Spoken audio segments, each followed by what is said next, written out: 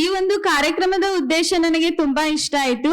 ಯಾಕಂದ್ರೆ ಈಗಿನ modern generation ದಲ್ಲಿ ನಮ್ಮಂತ ಭವಿಷ್ಯ ರೂಪಿಸಿಕೊಳ್ಳುವಂತಹ ವಿದ್ಯಾರ್ಥಿಗಳಿಗೆ ಇದು ಒಂದು ತುಂಬಾ ಉಪಯೋಗ ಆಗುತ್ತೆ. ಮೊಬೈಲ್ ಬಳಕೆಯಿಂದ ವಿದ್ಯಾರ್ಥಿಗಳ ಭವಿಷ್ಯ ಮಂಕಾಗುತ್ತಿದೆಯಾ? ಈ ಹೇಳಿಕೆ ನನ್ನ ಪ್ರಕಾರ 50% ಕರೆಕ್ಟ್ ಇದೆ, 50% ತಪ್ಪು ಅಂತ ನಾ ಹೇಳ್ತೀನಿ. ಯಾಕಂದ್ರೆ 50% ಜನ ಅವರ ಕರಿಯರ್ ಸಲುವಾಗಿ ಮೊಬೈಲ್ ಅನ್ನ ಬಳಸುತ್ತಿದ್ದಾರೆ, ಹಾಗೆ ಅವರ ಗೋಲ್ ಅನ್ನ ರೀಚ್ ಆಗುತ್ತಿದ್ದಾರೆ. ಇನ್ 50% ಜನ ಟೈಮ್ ಪಾಸಿಗಾಗಿ ಹಾಗೆ ಮನರಂಜನೆಗಾಗಿ ಬಳಸುತ್ತಿದ್ದಾರೆ. ಈ ಒಂದು ಕಾರ್ಯಕ್ರಮದ ಉದ್ದೇಶ ಎಲ್ಲರಿಗೂ ಮನಮುಟ್ಟುವಂತಿದೆ. ಧನ್ಯವಾದಗಳು. ಮೊಬೈಲ್ ಬಳಕೆಯಿಂದ ವಿದ್ಯಾರ್ಥಿಗಳ ಭವಿಷ್ಯ ಮಂಕ್ ಆಗ್ತಾ ಇದ್ದೇನೋ ಇಲ್ವೋ ಅನ್ನೋದು ಅವರ ಉಪಯೋಗದ ಮೇಲೆ ಡಿಪೆಂಡ್ ಆಗಿತ್ತು.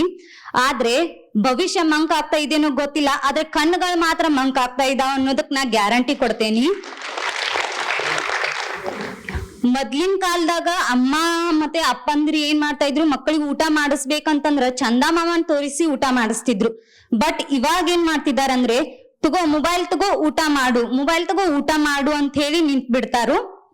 ಅದು ಮೊಬೈಲ್ ಒಂದ್ ಕಡೆ ದೂರ ಇಟ್ಟು ಕೆಲಸ ನೋಡೋದಿಲ್ಲ. ಈಗಿನ ಮಕ್ಕಳು ಏನ್ ಬೇಕು ಕೈಯಾಗ ಬೇಕು ಇಷ್ಟು ಸಮೀಪ ನಿಯರ್ ಇಟ್ಕೊಂಡನ್ನು ನೋಡ್ತಾರೋ. ಅವಾಗ ಆ ಬ್ರೈಟ್ನೆಸ್ ಪ್ರೆಷರ್ ಜಾಸ್ತಿ ಆಗ್ಬಿಟ್ಟು ಕಣ್ಣುಗಳು ಕೂಡ ಚಿಕ್ಕ ವಯಸ್ಸಲ್ಲೇನೆ ಮಕ್ಕಳು ಕಳ್ಕೊಳ್ತಾ ಇದ್ದಾರು. ಅದೇ ರೀತಿಯಾಗಿ ಇನ್ನೊಂದ್ ಏನ್ ನಾನು ಹೇಳ್ಬೇಕಂತೇನಿ ಅಂತಂದ್ರ, ನಾವು ಊಟಕ್ಕಾಗ್ಲಿ ಬಟ್ಟೆಗಾಗ್ಲಿ ಒಂಚೂರು ಕಂಜೂಸ್ ಮಾಡ್ತೀವಿ. ಅದೇ ರೀತಿಯಾಗಿ ಮೊಬೈಲಿಗೆ ರಿಚಾರ್ಜ್ ಇವತ್ ಖಾಲಿ ಆಯ್ತಾ ನೆಕ್ಸ್ಟ್ ಡೇ ಅನ್ಗುಡ್ದನ ಅಪ್ಪ ಅಮ್ಮ ಕಾಲ್ ಮಾಡ್ಬಿಟ್ಟು ರಿಚಾರ್ಜ್ ಮಾಡ್ಸು ನನ್ ಮುಗ್ದೈತಿ ಅಂತ ಕೇಳ್ಕೊತೇವಿ. ಅದೇ ರಿಚಾರ್ಜ್ ಅಮೌಂಟ್ ನಾವ ಮಂತ್ಲಿ ಆಗಿ SIP ಅನ್ನ ಸ್ಟಾರ್ಟ್ ಮಾಡಿದ್ವು ಅಂತಂದ್ರ ಮುಂದ್ ಭವಿಷ್ಯದ ಒಳಗಡೆ ನಾವು ದುಡ್ಡಿಗೋಸ್ಕರ ದುಡಿಯೋದ್ ನೆಸೆಸರಿ ಇರೋದಿಲ್ಲ, ದುಡ್ಡನ್ನ ನಮಗೋಸ್ಕರ ದುಡಿಲಿಕ್ಕೆ ಶುರು ಮಾಡ್ತೈತಿ ಅಂತ ನಾ ಹೇಳಿಕ್ಕೆ ಇಷ್ಟಪಡ್ತೇನೆ. Thank you. ಎಲ್ರಿಗೂ ನಮಸ್ಕಾರ. ಮೊದಲಿಗೆ ಗ್ಯಾರಂಟಿ ನ್ಯೂಸ್ ಚಾನೆಲ್ದ ಸಂಪಾದಕರಾದಂಥ ಸತೀಶ್ ಸರ್ಗೆ ಥ್ಯಾಂಕ್ ಯು ಸೋ ಮಚ್. ಈ ಒಳ್ಳೆ ಕಾರ್ಯಕ್ರಮವನ್ನ ನಮಗೋಸ್ಕರ ನೀವು ಹಮ್ಮಿಕೊಂಡಿದ್ದಕ್ಕೆ ಮೊದಲಿಗೆ ಎಲ್ರಿಗೂ ಸರ್ಸ್ಗೆ ನಮಸ್ಕಾರ. ನೀವು ಹೇಳ್ತಿರಂತ ಎಲ್ಲ ವಿಚಾರಗಳು ಒಂದ್ ಕಡೆ ಸರಿ ಆದ್ರೆ ಇನ್ನೊಂದ್ ಕಡೆ ನಮ್ಗೆ ಕ್ವಶನ್ ಬರ್ತಾ ಇದೆ. ಏನಂದ್ರೆ ಮೊಬೈಲ್ ಬಳಕೆಯಿಂದ ವಿದ್ಯಾರ್ಥಿಗಳು ಭವಿಷ್ಯ ಮಂಕಾಗುತ್ತಿದೆಯಾ ಅಂತ ಹೇಳಿದಾಗ ಒಂದ್ ಕಡೆ ಸರಿನೂ ಅನ್ಸ್ಬೋದು, ಒಂದ್ ಕಡೆ ತಪ್ಪು ಅನಿಸ್ಬೋದು. ಅದು ಬರೀ ಟೀಚರ್ಸ್ ಹಾಗೆ ಪೇರೆಂಟ್ಸ್ ಮೇಲೆ ಅಷ್ಟೇ ಡಿಪೆಂಡ್ ಆಗಿಲ್ಲ. ಇದು ನಾವು ವಿದ್ಯಾರ್ಥಿಗಳು ಕೂಡ ಹೇಗ್ ನಾವ್ ಅದನ್ನ ಯೂಸ್ ಮಾಡ್ಕೋಬೇಕು ಅನ್ನೋದು ಇದ್ರಲ್ಲಿ ವಿದ್ಯಾರ್ಥಿಗಳ ಪಾತ್ರ ತುಂಬಾನೇ ಇದೆ. ಹಾಗಂತ ಎಲ್ಲಾನು ತಪ್ಪನ್ನು ಬರೀ ಟೀಚರ್ಸ್ ಮೇಲೆ, ಸ್ಕೂಲ್ ಮೇಲೆ, ಕಾಲೇಜ್ ಮೇಲೆ, ಪೇರೆಂಟ್ಸ್ ಮೇಲೆ ಹಾಕೋದ್ ನಮ್ದು ಸರಿಯಲ್ಲ. ಇಲ್ಲಿ ವಿದ್ಯಾರ್ಥಿಗಳ ಸಂಖ್ಯೆ ಕಡಿಮೆ ಆಗಿರ್ಬೋದು ಸರ್, ಆದ್ರೆ ಇಲ್ಲಿ ಬಂದಿರೋಂತ ವಿದ್ಯಾರ್ಥಿಗಳು ಈ ಉದ್ದೇಶವನ್ನ ನಾವು ಸ್ವಲ್ಪ ಅರ್ಥ ಮಾಡ್ಕೊಂಡು ಇದನ್ನ ನಾವು ಲೈಫ್ ಅಲ್ಲಿ ಹೇಗೆ ಯೂಸ್ ಮಾಡ್ಕೋಬೇಕು ಅನ್ನೋದನ್ನ ಕಲ್ತ್ಕೊಂಡು ಹೋಗ್ತೀವಿ ಅನ್ನೋ ಗ್ಯಾರಂಟಿ ನಾವು ನಿಮ್ಗೆ ಕೊಡ್ತಾ ಇದ್ದೀವಿ. ಹಾಗೆ ನಾವು ಫಸ್ಟ್ ಟೀಚರ್ಸ್ ಹೇಳ್ಬೇಕಾದ್ರೆ ಒಂದ್ ಏನಾದ್ರೂ ವರ್ಕ್ ಕೊಟ್ಟಾಗ ಅದ್ರಲ್ಲಿ ಇದ್ರ ಬಗ್ಗೆ ನೀವು ವರ್ಕ್ ಮಾಡ್ಕೊಂಡ್ ಬನ್ನಿ, ಹೋಗಿ ಲೈಬ್ರರಿಗೆ ಹೋಗಿ ಬುಕ್ಸ್ ಓದ್ಕೊಂಡು ಇದ್ರ ಬಗ್ಗೆ ತಿಳ್ಕೊಂಡ್ ಬರ್ರಿ ಅಂತ ಹೇಳಿದಾಗ ನಾವ್ ವಿದ್ಯಾರ್ಥಿಗಳು ಮಾಡೋದೇನಂದ್ರೆ ಫಸ್ಟ್ ChatGPT ಓಪನ್ ಮಾಡ್ತೀವಿ. ChatGPT ಓಪನ್ ಮಾಡಿ ಆ ಕ್ವಶನ್ ಹಾಕಿದ್ರೆ ನಮ್ ChatGPT ನಮ್ಗೆ ಎಷ್ಟ್ ಬೇಕೋ ಅದಕ್ಕಿಂತ ಜಾಸ್ತಿನೇ ಕೊಡ್ತಿರ್ತೈತೆ. ಹಾಗಂತ ಇದು ಸರಿನಾ ತಪ್ಪ ಅಂತ ನಮ್ಗೂ ಏನೂ ಗೊತ್ತಾಗ್ತಿಲ್ಲ. ಆದ್ರೆ ಒಂದ್ ಸೈಡ್ ಏನ್ ಅನ್ಸತ್ತೆ, ಸರಿ ಅನ್ಸತ್ತೆ. ಯಾಕಂದ್ರೆ ನಮಗ್ ಬರ್ತಾ ಇರೋ ವಿಷಯಗಳು ಹೇಗಿದೆ ಅಂದ್ರೆ ನಮ್ಗೆ ಅರ್ಥ ಆಗ್ತಿಲ್ಲ. ಹಾಗಂತ ಟೀಚರ್ಸ್ ಮೇಲೆ ಎಲ್ಲಾನು ಬಿಟ್ರೆ ಅವರು ತುಂಬಾನೇ ಕಷ್ಟಪಡ್ಬೇಕಾಗ್ತದೆ. ಹಾಗಂತ ನಾವು ಲೈಬ್ರರಿಗೆ ಹೋಗಿ ರಿಸರ್ಚ್ ಮಾಡಿ ಎಲ್ಲಾನು ನೋಡ್ಕೊಂಡ್ ಬಂದಾಗ ನಮ್ಗೆ ಸಿಗದೆ ಇರೋ ಉತ್ತರ ChatGPT ಅಲ್ಲಿ ಸಿಗ್ತಿರ್ತದೆ. ಹಾಗಂತ ನಾವು ChatGPT ಬಿಡ್ಬೇಕಾ, ಯೂಸ್ ಮಾಡ್ಕೋಬೇಕಾ ಅನ್ನೋದು ಇನ್ನೂ ಕ್ವಶನ್ ಆಗೇ ಉಳಿದಿದೆ. ಹಾಗಂತ ಈಗ ನಾವು ಆಕ್ಚುಲಿ ಹೇಳ್ಬೇಕಂದ್ರೆ ಊಟನ ಎಷ್ಟ್ ಮಾಡ್ಬೇಕು ಅಷ್ಟೇ ಮಾಡ್ಬೇಕು. ಜಾಸ್ತಿ ಮಾಡಿದ್ರೂ ನಿದ್ದೆ ಬರುತ್ತೆ, ಕಡಿಮೆ ಮಾಡಿದ್ರೂ ಸುಸ್ತಾಗುತ್ತೆ. ಹಾಗಂತ ನಾವ್ ಹೇಗೆ ಮೊಬೈಲ್ ಯೂಸ್ ನ ಹೇಗ್ ಬಳಕೆ ಮಾಡ್ಕೋಬೇಕು ಅನ್ನೋದನ್ನ ನಾವು ಅರ್ಥಕೊಳ್ಬೇಕು. ಅದಕ್ಕೆ ವಿದ್ಯಾರ್ಥಿಗಳಿಗೆ ಈ ಒಂದು ಟಾಪಿಕ್ ತುಂಬಾ ಅಂದ್ರೆ ತುಂಬಾ ಚೆನ್ನಾಗಿ ಸೂಟ್ ಆಗೋ ಹಾಗೆ ನೀವು ಇವಾಗ ತಂದಿದ್ದೀರಾ. ಹಾಗಂತ ನಾವು ಅದ್ರಲ್ಲಿ ಸ್ಪೆಷಲಿ ಹುಡ್ಗಿರ್ ತುಂಬಾ ಅಲರ್ಟ್ ಆಗಿರ್ಬೇಕು. ಈ ಮೊಬೈಲ್ ಬಳಕೆಯಿಂದ ಏನೇನ್ ಆಗ್ತಿದೆ ಸಮಾಜದಲ್ಲಿ, ಹುಡ್ಗಿರ್ ಹೆಸರು ಹೇಗ್ ಹಾಳಾಗ್ತಿದೆ ಅನ್ನೋದನ್ನ ಮೊದ್ಲು ನಾವು ಅರ್ಥ ಮಾಡ್ಕೋಬೇಕು. ಹಾಗಂತ ಮೊಬೈಲ್ ಬಳಕೆಯಿಂದ ಎಲ್ಲಾ ನಿಲ್ಲಿಸ್ಬಿಡ್ಬೇಕು ಅಂತಲ್ಲ, ಒಂದು ಇವಾಗ ತಾನೇ ಎಲ್ರು ಮಾತಾಡೋಗೆ ಒಂದ್ ಕಂಪ್ನಿ ಬಗ್ಗೆ ತಿಳ್ಕೊಬೇಕಾದ್ರೆ ಅದ್ರ ಬಗ್ಗೆ ಕಂಪ್ನಿನ ಬುಕ್ ತಗೊಂಡು ಓದೋಕ್ಕಾಗಲ್ಲ.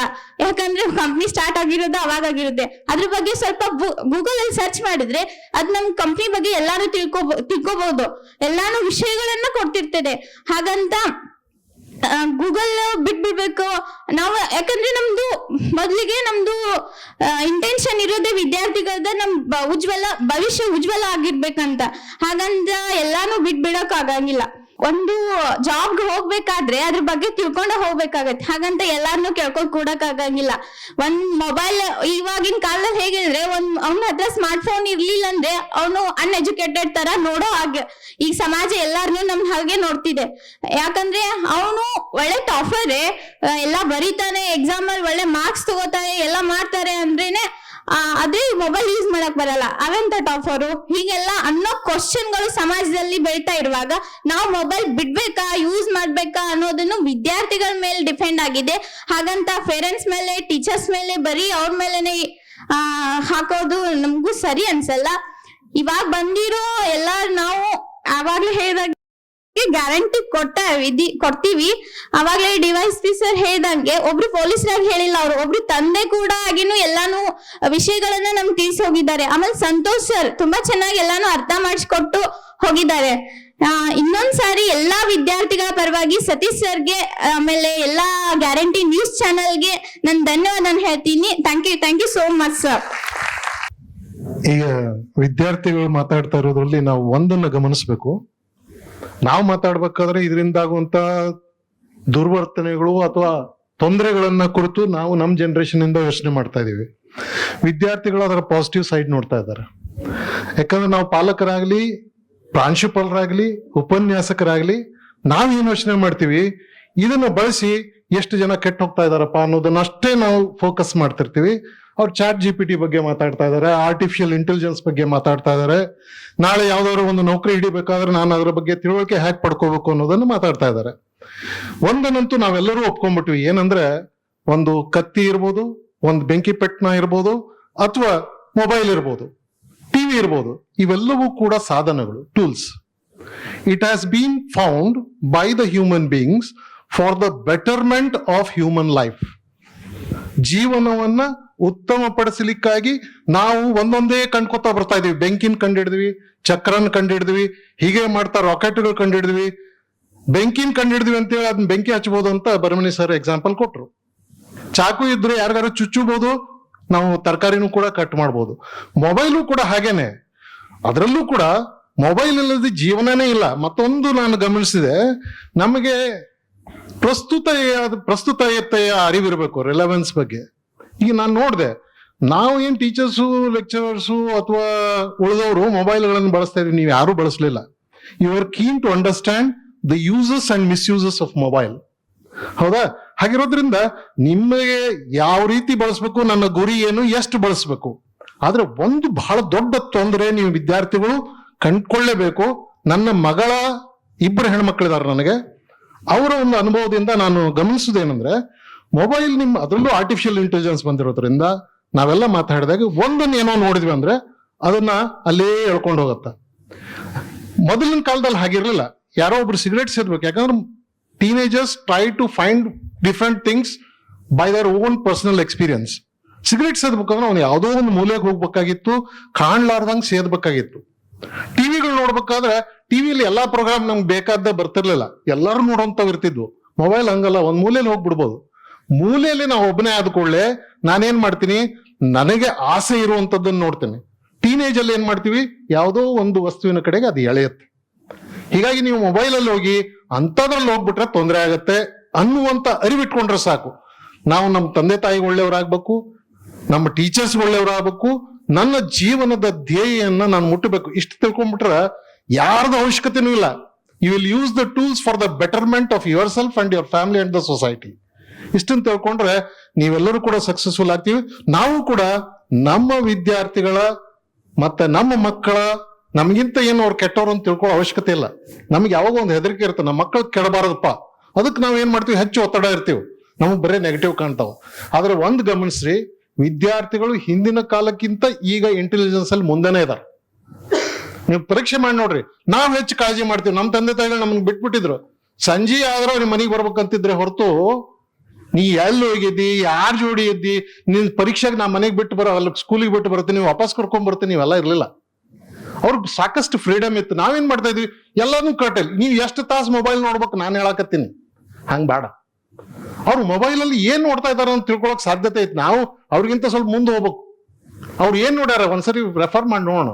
If they are using it for the better, use it. ಆದ್ರೆ ನೀವು ಹೋಗಿ ಕತ್ಲು ಕೋಣೆ ಮಾಡ್ಕೊಂಡು ಕಾಯಂ ಮೊಬೈಲ್ ನೋಡಿದ್ರ I should interfere.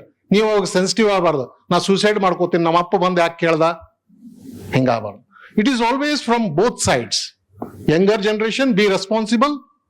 V will give as much as freedom possible. ನಮ್ಮಪ್ಪ ನಮ್ಮ ತಾಯಿ ಬೈತಾರಂದ್ರ ನಾನು ಇಲ್ಲ, ನಾ ಅಷ್ಟು ನೋಡಿಲ್ಲ, ಇಂಥದ್ದು ನೋಡಾಕತ್ತೀನಿ, ನಿಮ್ಮ ಜವಾಬ್ದಾರಿ ಕೂಡ ಇರ್ತದೆ. Thank you. ಈ ಒಂದು ಇನ್ಸಿಡೆಂಟ್ ಏನ್ ಸತೀಶ್ ಸರ್ ಹೇಳಿದ್ರಲ್ಲ, ಅದರಲ್ಲಿ ಬಹಳ ರೀತಿಯಾದಂತ ಇನ್ಫಾರ್ಮೇಶನ್ಗಳು ಬಂದು. ಮೊದಲಿಗೆ ಏನ್ ಬಂತು, ಮೊಬೈಲ್ ಬೇಡ ಅಂದ್ಕೊಳ್ಳಿ ಆತ್ಮಹತ್ಯೆ ಮಾಡ್ಕೊಂಡ್ಬಿಟ್ರು ಅಂತ. 3 ಮಕ್ಕಳು, ಒಬ್ರಲ್ಲ 3 ಮಕ್ಕಳು, ಹೆಣ್ಮಕ್ಳು, 12ರಿಂದ 16-17 ವರ್ಷದ, 16ವರೆಗಿನ 3 ಮಕ್ಕಳು. ಹಾಗಾದ್ರೆ ನಾವು ಇದರ ಹಿನ್ನೆಲೆ ಯೋಚನೆ ಮಾಡೋಣ. ಫಸ್ಟ್ ಏನಂದ್ರು ಮೊಬೈಲ್ ಬೇಡ ಅಂದಿದ್ದಕ್ಕೆ. ಎರಡನೇದು ಏನ್ ಬಂತು, ಅವ್ರು ಯಾವ್ದೋ ಕೊರಿಯನ್ ಗೇಮ್ಗಳನ್ನ ಮತ್ತೆ ಅದೇನೋ ಒಂದು ಡ್ರಾಮಾ ಬರುತ್ತೆ, ಆ ಡ್ರಾಮಾಗಳನ್ನ ಫಾಲೋ ಮಾಡ್ತಾ ಇದಾರೆ. ಈಗ ಬಹಳಷ್ಟು ಮಕ್ಕಳು ಅದನ್ನ ಮಾಡ್ತಾ ಇದಾರೆ. Even my daughter looks into it. Korean, Chinese ಎಲ್ಲ ಬೇರೆ ಬೇರೆ. ಅವ್ರು ಯಾವ ಹಂತಕ್ಕೆ ಹೋಗ್ಬಿಟ್ಟಿದ್ರಪ್ಪ ಅಂತಂದ್ರೆ, ಆ ಕೊರಿಯಾದವರೇ ಬಹಳ ಜಗತ್ನಾಗ ಒಳ್ಳೆಯವರು, ನಮ್ಮ ಜನ ಉಪಯೋಗ ಇಲ್ಲ, ನಮ್ಮನ್ನ ಅಲ್ಲೇ ಕಳಿಸಿ ಅಭ್ಯಾಸ ಮಾಡಾಕ ಅಂತ ಹೇಳಿದ್ರು. ಅದಕ್ಕೆ ಅವ್ರು ತಿಳ್ಕೊಂಡ್ರು ಅಂತ. ಏನೇ ಇರಲಿ, ತಂದೆ ತಾಯಿಗಳು ಒಂದನ್ನು ನೋಡ್ಬೇಕು. ಮಕ್ಕಳು ಊಟ ಮಾಡ್ಲಿಲ್ಲ ಅಂದ್ರೆ ಮೊಬೈಲ್ ಕೊಡ್ತಿದ್ರು ಅಂತ ಮೇಡಮ್ ಒಬ್ರು ಹೇಳಿದ್ರು. ಹಂಗಾಗಬಾರ್ದು. ಮೊಬೈಲ್ ಯಾವ ರೀತಿ ಬಳಕೆ ಮಾಡ್ತಾ ಇದಾರೆ ಅಂತ ನೋಡ್ಬೇಕಂತ ಅದಕ್ಕೆ ಅಂದಿದ್ ನಾನು. ಪೂರ್ತಿ ಬೆಳಗ್ಗಿಂದ ರಾತ್ರಿ ತನಕ ಮೊಬೈಲ್ ನೋಡ್ತಿದ್ರು ಅಂದ್ರೆ, ಪೂರ್ತಿ ಕೊರಿಯನ್ ಡ್ರಾಮಾಸ್ ನೋಡ್ಕೋತ ಅವ್ರ ಬಗ್ಗೆ ಇನ್ಫ್ಯಾಚುಯೇಷನ್ ಬೆಳೆಸ್ಕೊಂಡ್ರೆ ಇದೇನ್ ಇರ್ಲಿಲ್ಲ ಅಂತಲ್ಲ. ಧರ್ಮೇಂದರ್ ಬಗ್ಗೆ ಅಮಿತಾಬ್ ಬಚ್ಚನ್ ಅವ್ರ ಮಿಸಸ್ ಯಾರವರು, ಜಯ ಬಹದ್ದೂರಿ ಅವರು, ಶಿ ಹ್ಯಾಡ್ ಇನ್ಫ್ಯಾಚುಯೇಷನ್ ಅವ್ರು ಹೇಳ್ಕೊಂಡಿದಾರ. ಅವ್ರು ಇಲ್ಲ ಅಂದ್ರೆ ನನ್ನ ಜೀವನನೇ ಆಗಂಗಿಲ್ಲ. ಬಹಳ ವಯಸ್ಸಿನಲ್ಲಿ ಡಿಫರೆನ್ಸ್. ಈ ರೀತಿಯಾದದ್ದು ಇವೆಲ್ಲ ಇರ್ಲಾರ್ದಾಗೂ ಕೂಡ ಇದ್ದು. ಯಾಕಂದ್ರೆ ಮನುಷ್ಯನ ಮನಸ್ಸು ಬಹಳ ಚಂಚಲ, ಬೇರೆ ಬೇರೆ ದಿಕ್ಕಿನಲ್ಲಿ ಹರಿಯುತ್ತೆ. ಆದ್ರೆ ಪ್ರತಿಯೊಬ್ಬನಿಗೂ ದೇವ್ರು ಒಂದು ಕಂಟ್ರೋಲ್ ಕೊಟ್ಟಿದ್ದಾನೆ. ಉದಾಹರಣೆಗೆ, ನಾನು ಕಳ್ತನ ಮಾಡ್ಬೇಕು, ಬೇಡ, ಯಾವ್ದೋ ಒಂದು ವಸ್ತು ಬೇಕು ನನಗೆ, ಕಳ್ತನ ಮಾಡ್ಬೇಕಂತ ಅನ್ನಿಸ್ಬಿಡ್ತದ. ಆದ್ರೆ ಇನ್ನೊಂದು ಮನ್ಸು ಹೇಳ್ತಾ ಅದ್ ಮಾಡಬಾರ್ದು, ತಪ್ಪು ಅಂತ. There is a principle called utilitarian principle. ನಾನು ಜೀವನ ಮಾಡುವುದು ನನಗಾಗಿ ಅಲ್ಲ, ನನಗಾಗಿ, ಜೊತೆಗೆ ಇಡೀ ಸಮಾಜಕ್ಕಾಗಿ. ನಾನೇನಾದ್ರೂ ಕೆಟ್ಟದ್ ಮಾಡಿದ್ರೆ ಸಮಾಜ ಕೂಡ ನನಗೆ ಕೆಟ್ಟ ಮಾಡ್ಬೋದು. ನಾನೊಬ್ರಿಗೆ ತೊಂದರೆ ಮಾಡೋದ್ರಿಂದ ಸಮಾಜಕ್ಕೆ ತೊಂದರೆ ಆಗತ್ತೆ. ಈ ಒಂದು ಅರಿವನ್ನ ನಾವು ಬೆಳೆಸ್ಬೇಕು. ಅವ್ರು ಮೊಬೈಲ್ ಅಲ್ಲಿ ಅಷ್ಟೊಂದು ದೀರ್ಘವಾಗಿ ಇರ್ತಿದ್ದಾಗ ಅವ್ರ ತಂದೆ ತಾಯಿಗಳು ಗಮನಿಸ್ಲಿಲ್ಲ ಅನ್ನೋದನ್ನು ಕೂಡ ಗಮನಿಸ್ಬೇಕು. ಒಮ್ಮಿಂದೊಮ್ಮೆಲೆ ಮೊಬೈಲ್ ಕಸ್ಕೊಂಡ್ ಕೂಡಲೇ ಜೀವನ ಕೊಡ್ಬೇಕಂತಂದ್ರೆ ಅವ್ರು ಎಷ್ಟೊಂದು ಅದರಲ್ಲಿ ತೊಡಗಿಸ್ಕೊಂಡಿದ್ರು. ಆವಾಗ ತಂದೆ ತಾಯಿಗಳು ಜವಾಬ್ದಾರಿ ವಹಿಸ್ಲಿಲ್ಲ. ಅದಕ್ಕೆ ಬೇಕಾದಷ್ಟು ಕೌನ್ಸಿಲಿಂಗ್ ಇದೆ, ತಂದೆ ತಾಯಿಗಳಿದ್ದಾರೆ, ಕುತ್ಕೊಂಡು ಮಾತಾಡ್ಬೇಕು. ಯಾವ್ದನ್ನು ಅತಿ ಆಗ್ಲಾರ್ದಂಗೆ, ಶಾನ್ವಾಡ್ ಸರ್ ಹೇಳಿದಾರಲ್ಲ, ಅತಿ ಆಗ್ಲಾರ್ದಂಗೆ ನೋಡ್ಕೋಬೇಕಾದ್ದು ನಮ್ ಜವಾಬ್ದಾರಿ.